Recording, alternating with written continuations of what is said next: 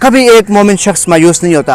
अल्लाह ने फरमाया, never give up hope in the mercy of Allah, truly no one despairs of Allah, mercy except those who have no faith. मायूस तो वो शख्स होता है जो काफिर होता है, एक मुस्लिम कभी भी मायूस नहीं होता है। इंशाअल्लाह आसिम भाई ने इंतहाई एक मुनफरिद अंदाज से आप इस सवाल का बहुत ही अच्छा एक्सप्लेन किया है और जवाब दिया है। यकीनन हर इंसान चाहे वो जिस शोबे से भी ताल्लुक़ रखता हो, इस जवाब से, इस आंसर से बहुत कुछ सीख सकता है। तो जी आसिम साहब, मेरा अगला सवाल ये है कि देखें, आज इंसानियत किसी न किसी तरह से मायूसी का शिकार है। वो इंसान चाहे दुनिया के किसी भी हिस्से में रहता हो, वो किसी न किसी तरह से मायूसी और नाउमीदी का शिकार है।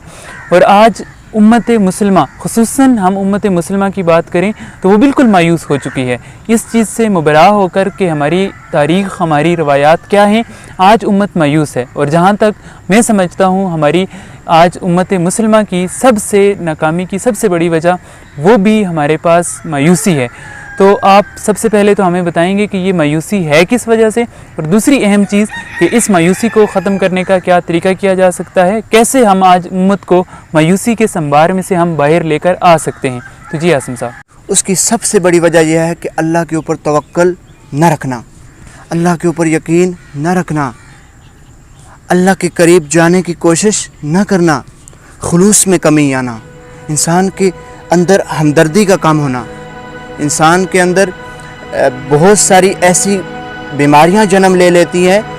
वो बीमारियां कैसे आती हैं?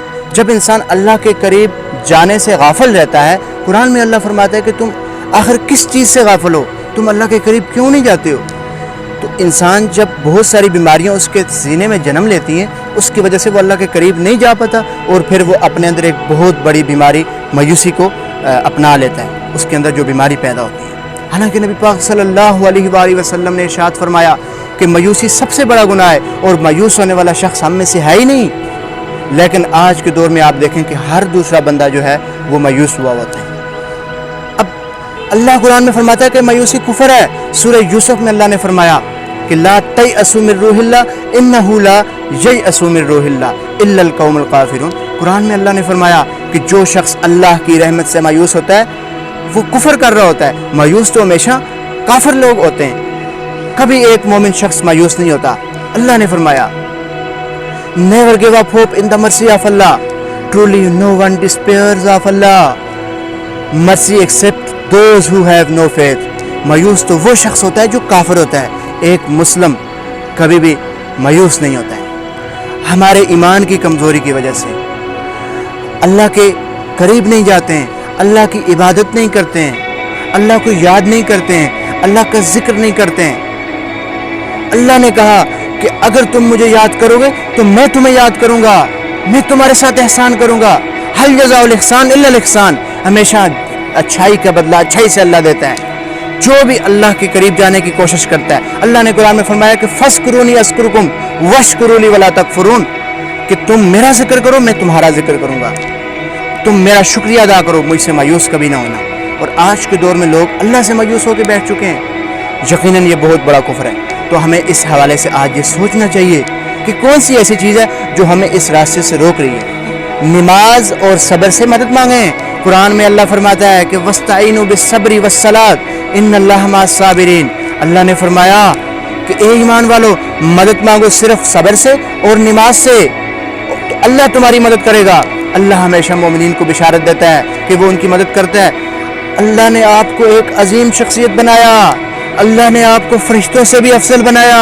कुरान में अल्लाह ने सूरह ज़मर की आयत नंबर 17 और 18 में फरमाया, अल्लाह फरमाता है कि फबश्शिर इबाद, ए नबी मेरे बंदों को ये बशारत दे दीजिए, अल्लज़ीना यस्तमिऊनल क़ौला फयत्तबिऊना अहसना, कि मेरे बंदों को आप बशारत दे दें, अल्लज़ीना यस्तमिऊनल क़ौला, कि जो लोग बेहतरीन बात सुनते हैं, बेहतरीन बात करते हैं, बेहतरीन बात पे गौर व फिक्र करते हैं, फयत्तबिऊना अहसना, फिर उसकी इत्तबा करते हैं, फिर उस पर अमल करते हैं, वही लोग तो मायूस नहीं होते, वही लोग तो अल्लाह के करीब होते हैं। तो अल्लाह के करीब होने के लिए सबसे पहले आपके लिए ज़रूरी यह है कि आप गौर व फिक्र किसके ऊपर करें?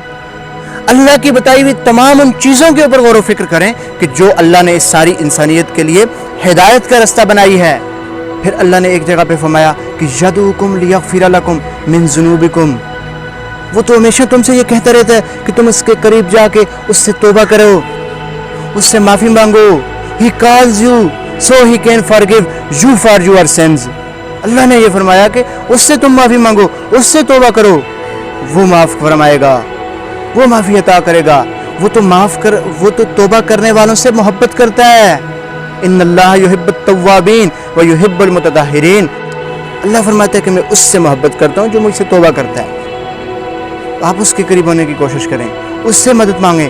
وہ تو کسی انسان پہ ظلم نہیں کرتا. لا یکلف اللہ نفسا الا وسعها.